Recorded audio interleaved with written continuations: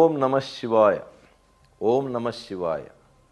ಆತ್ಮೀಯ ಬಂಧುಗಳೇ, ದಕ್ಷಿಣದ ಕಾಶಿ ಅಂತ ಕರೆಯಲ್ಪಡುವ 9ನೇ ಶತಮಾನದಲ್ಲಿಯೇ ಚೋಳರಾಜರಿಂದ ನಿರ್ಮಾಣ ಆಗಿರ್ತಕ್ಕಂಥ ಭವ್ಯವಾದ ವಿಶಿಷ್ಟ ವಾಸ್ತುಶಿಲ್ಪ ಕಲೆಯಿಂದ ನಿರ್ಮಾಣ ಆಗಿರ್ತಕ್ಕಂಥ ಕರ್ನಾಟಕದ ಹೆಸರಾಂತ ನಂದಿಯ ಶ್ರೀ ಭೋಗನಂದೀಶ್ವರ ಶಿವನ ದೇಗುಲವು ಕೇಂದ್ರದ ಪುರಾತತ್ವ ಇಲಾಖೆಗೆ ಅದರ ಅಧೀನಕ್ಕೆ ಒಳಪಟ್ಟಿದ್ದು, ದೇಶದ 100 ಐತಿಹಾಸಿಕ ಸ್ಥಳಗಳಲ್ಲಿ ನಂದಿ ದೇವಾಲಯವು ಕೂಡ ಒಂದಾಗಿದೆ.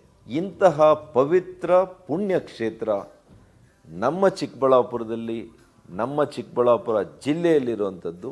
ಇದಕ್ಕೆ ದೇಶದಾದ್ಯಂತ ಭಕ್ತರು ಬರುವಂಥದ್ದು ನಮ್ಮೆಲ್ಲರಿಗೂ ಕೂಡ ಹೆಮ್ಮೆಯ ವಿಚಾರ.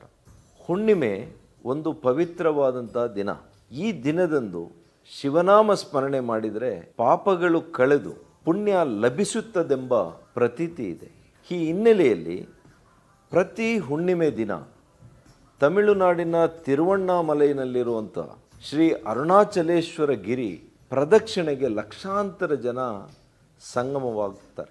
ಎಲ್ಲರೂ ಕೂಡ ಪ್ರತಿ ಹುಣ್ಣಿಮೆಗೆ ಹೋಗಿ ಅಲ್ಲಿ ಹೋಗೋದಕ್ಕೆ ಸಾಧ್ಯ ಆಗೋದಿಲ್ಲ. ಅಂಥದ್ದೇ ಪವಿತ್ರವಾಗಿರ್ತಕ್ಕಂಥ ಶಿವಕ್ಷೇತ್ರ ನಮ್ಮಲ್ಲಿರುವಂಥದ್ದು ನಮ್ಮ ಭಾಗ್ಯ. ನಂದಿ ಗಿರಿಧಾಮದ ಮೇಲೆ ಶ್ರೀ ಯೋಗ ನಂದೀಶ್ವರು ನೆಲೆಸಿದ್ದು, ಶ್ರೀ ಭೋಗನಂದೀಶ್ವರ, ಶ್ರೀ ಅರುಣಾಚಲೇಶ್ವರ, ಶ್ರೀ ಉಮಾಮಹೇಶ್ವರ ದೇವಾಲಯಗಳಿರುವಂತಹ ಗಿರಿಯನ್ನು ಪ್ರದಕ್ಷಿಣೆ ಮಾಡಿ ಧನ್ಯತೆಯನ್ನು ಪಡೆಯೋಣ. ನಂದಿ ಗಿರಿ ಪ್ರದಕ್ಷಿಣೆ ಸುಮಾರು 14 ಕಿಲೋಮೀಟರ್ ಇದೆ. ಗಿರಿ ಪ್ರದಕ್ಷಿಣೆ ಮಾಡೋದ್ರಿಂದ ಆಧ್ಯಾತ್ಮಿಕವಾದಂಥ ಚಿಂತನೆ, ಭಕ್ತಿ, ಮಾನಸಿಕ ನೆಮ್ಮದಿ, ದೈಹಿಕ ಆರೋಗ್ಯ ಕೂಡ ಲಭಿಸುತ್ತೆ. ದೈಹಿಕ ಆರೋಗ್ಯದ ಜೊತೆಗೆ ಮಾನಸಿಕ ಆರೋಗ್ಯವನ್ನು ಕೂಡ ನಾವು ಉತ್ತಮವಾಗಿ ಇಟ್ಕೊಳ್ಬೇಕು.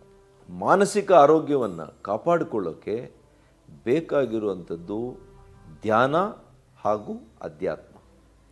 ಇವುಗಳು ನಮ್ಮ ಬದುಕಿನಲ್ಲಿ ಬಹಳ ಅಗತ್ಯ. ಆರೋಗ್ಯ ಹೊಂದಿರುವಂಥ ಯುವಜನರು ಇದ್ದರೆ ಮಾತ್ರ ನಮ್ಮ ದೇಶವನ್ನು ಬಲಿಷ್ಠವಾಗಿ ಕಟ್ಟೋಕ್ಕೆ ಸಾಧ್ಯ. ಇದಕ್ಕಾಗಿ ನಂದಿಗಿರಿ ಪ್ರದಕ್ಷಿಣೆ ಹೆಸರಿನ ಹೊಸ ಕಾರ್ಯಕ್ರಮವನ್ನು ಆಯೋಜನೆ ಮಾಡ್ತಾ ಇದ್ದೇವೆ.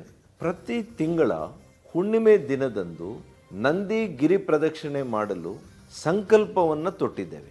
ದಿನಾಂಕ 2/2/2026 ಅಂದರೆ ಸೋಮವಾರ ಸಂಜೆ 4:30 ಗಂಟೆಗೆ ನಂದಿ ಭೋಗನಂದೀಶ್ವರ ದೇವಾಲಯದಿಂದ ಗಿರಿ ಪ್ರದಕ್ಷಿಣೆ ಆರಂಭ ಆಗುತ್ತೆ. ನಮ್ಮೆಲ್ಲರ ಬಂಧುಗಳು, ಭಕ್ತರು ಮತ್ತು ಸ್ನೇಹಿತರು ನೀವೆಲ್ಲ ಕೂಡ ಆಗಮಿಸಿ ಗಿರಿ ಪ್ರದಕ್ಷಿಣೆಯಲ್ಲಿ ಪಾಲ್ಗೊಳ್ಳುವಂತಹ ಎಲ್ಲ ಭಕ್ತಾದಿಗಳಿಗೆ ಎಲ್ಲ ರೀತಿಯ ವ್ಯವಸ್ಥೆಗಳನ್ನು ನಾವು ಆಯೋಜನೆ ಮಾಡಿದ್ದೇವೆ. ತಾವು ನಿಶ್ಚಿಂತೆಯಿಂದ ತಾವೆಲ್ಲ ಕೂಡ ಬಂದು ಹೆಜ್ಜೆ ಹಾಕಿ ಅಂತೇಳಿ ನಿಮಗೆ ಮನವಿ ಮಾಡ್ತೇನೆ. ಇಂತಿ ನಿಮ್ಮ ಪ್ರೀತಿಯ ಸುಧಾಕರ್.